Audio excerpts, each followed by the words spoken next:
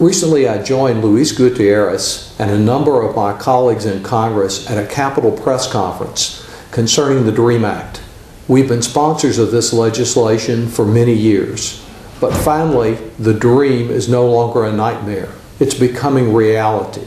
And while we have much more work to do here in the Congress, come August 15th, given President Obama's recent executive order, dreamers can see the reality of becoming more full-fledged Americans. Citizenship is not yet here, but the fear of deportation of some of our most talented neighbors will have ended with the new executive order.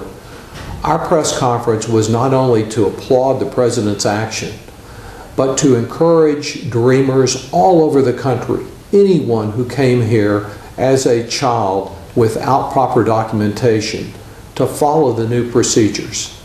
It's not necessary to pay an expensive legal fee in order to get those papers properly in order.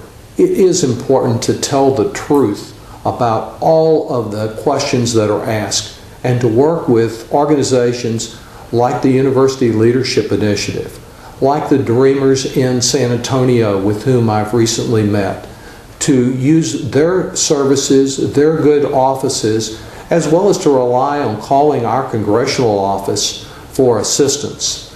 I believe that there's great opportunity that is offered here, not only for individual DREAM Act students, but for America, because we need your talent and your participation.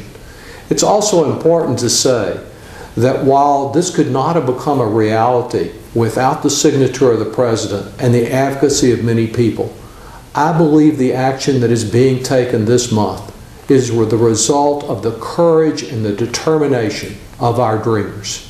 It is individuals like the Cortez family in San Antonio, Laura and Alina with whom I met. It is people like Maria Berriozabal who put herself on the line with the DREAM Act students. It is like the individuals at UT Austin, Lauren, Julieta, Danielle, and many others who showed the courage to demand accountability of their elected officials and to never accept no as an answer when it meant having the opportunity to really share in the American dream.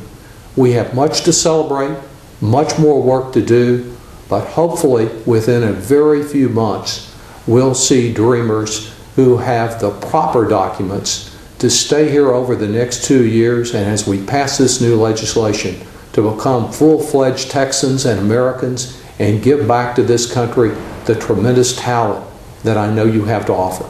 So now let's listen to Luis Gutierrez, my colleague and friend from Chicago, who's been such a leader on the DREAM Act for years with all of us and who encouraged the administration to issue this executive order. What we've heard is that the official guidance is coming from the Department of Homeland Security in the next day or two, which will spell out the paperwork. We had a conversation with them this morning, and we are confident that within the next couple of days we're going to get that. And many of us are preparing to help as many dreamers as possible to sign up. I've heard about events in 17 cities that will occur on the 15th, which is the first day that 1 million plus undocumented young people will be able to sign up for the Deferred Action Program that the President has suspect initiated. That most of the million eligible will not need a lawyer. And as a matter of fact, at this point, you do not need a lawyer. Go to the website, get someone to help you, and you will see that this process probably you will do. So if you see a lawyer and they're calling you and they're offering you something and they ask you to write a check, run away. Help is coming quickly to you.